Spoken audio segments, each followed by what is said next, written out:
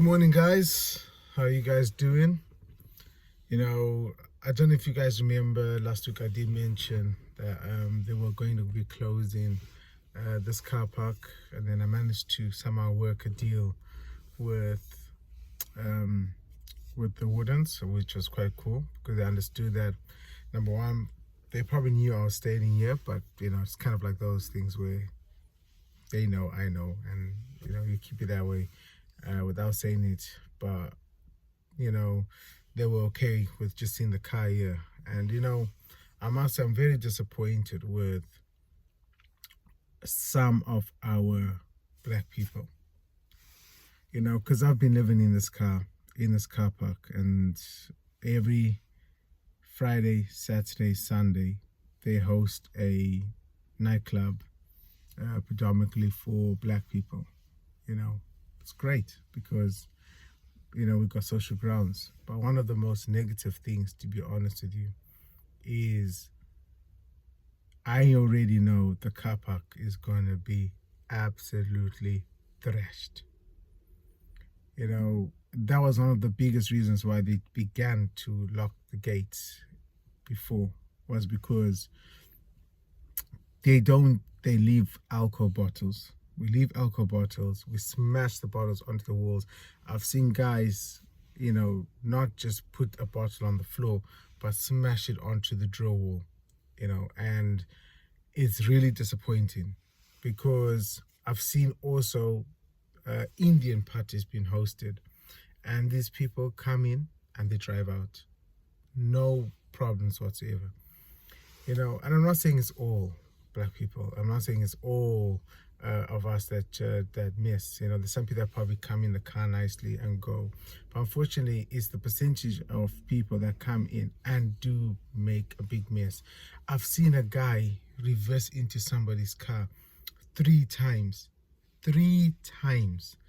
and been stopped by these two girls to say whoa, and they were beeping at him to say stop, and the guy looked at them, looked back, and just reversed into the car and then drove off.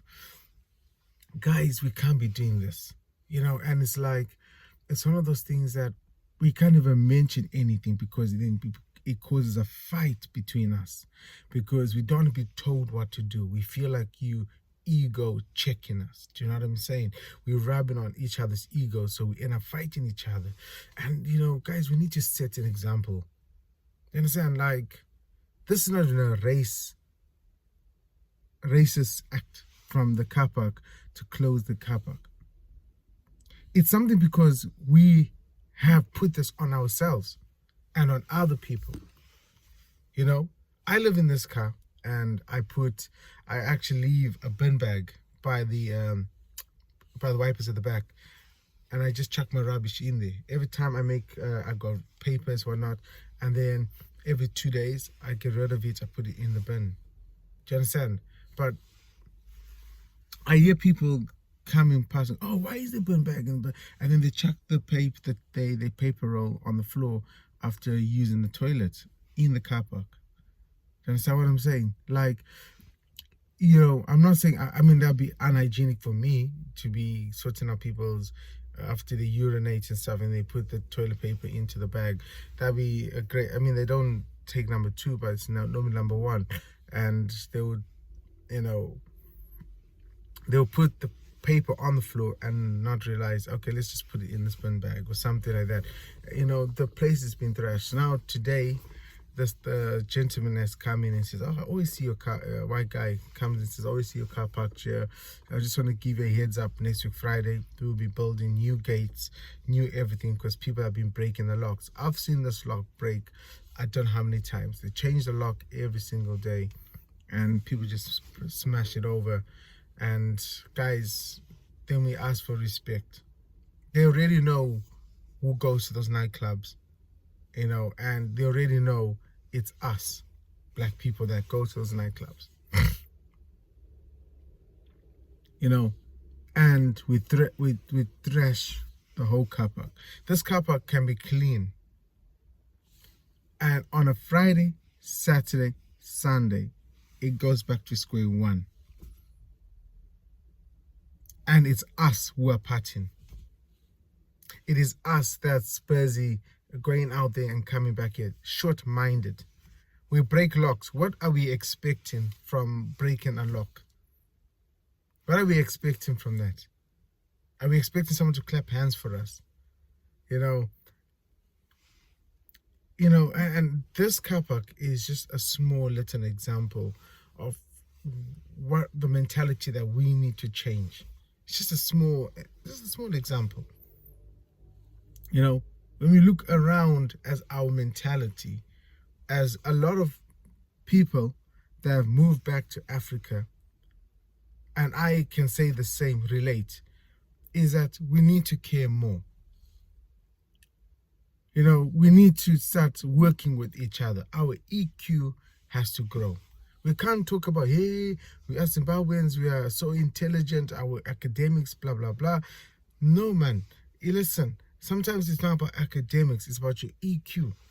How many times have I tried to reverse and somebody tries to squeeze into that little gap because they're to be first to go through? Instead of us waiting. When I go to South Africa, people wait. People know how to give way. They wait for you, and then they wave, thank you, and they go. In Zimbabwe, we want to be the first ones. That's why we have the most stupidest car crashes on the roads, because we want to beat that car in front of us. It doesn't matter if our car is shaking. We still feel like, I need to commit to beating this car. Then we don't realize that our car is not fast enough or powerful enough to overtake two cars. Guess what happens? Somebody that's minding their own business is driving on the right lane and comes and hits into you and they die. Because of our mentality of not just caring people, of our environments. Let's care. Let's look after environments. Let us pick, we laugh at white people when they say, you see them picking up rubbish in their neighborhood. Even if the rubbish wasn't theirs, they pick it up. Why? Because that neighborhood reflects on who that person is as well. If I'm coming to visit somebody, I look at the landscapes around the neighborhoods and I can determine what type of people are around this area and what type of class this area is. So let's look after this our environment so that we all look good. We can't be the only one to look good and then we laugh at other people and say, look at so-and-so's house. Let's help each other. If somebody's hosepipe is short and they can't water their lawn because their budget, let's borrow the hosepipe. And that person needs to learn to respect that hosepipe we are giving them. That's how we always had been. When we look at African empires, we were strong empires in the past. Strong empires, and something went wrong. We go to Great Zimbabwe, we see amazing stuff. We go to South Sudan, we see amazing pyramids. We look at our history, we see that we were conquerors, we were rich people. But because we suffer from a bit of trauma from obviously, we were colonized and what, but other countries have been in the same position and they're prospering. That means that it's a mentality thing we need to work on. The only person that can change you and me is I. I can change myself and you can change yourself. But this year, guys, is just a reflection of things that we need to work on as people. Guys, this car park is a small thing. There's many more places I can look for. But this year is just heartbreaking because it's our people that have made this decision for the council to make. The council made this decision to say, let's close this gate because we are not good enough to be parking here because of what we do.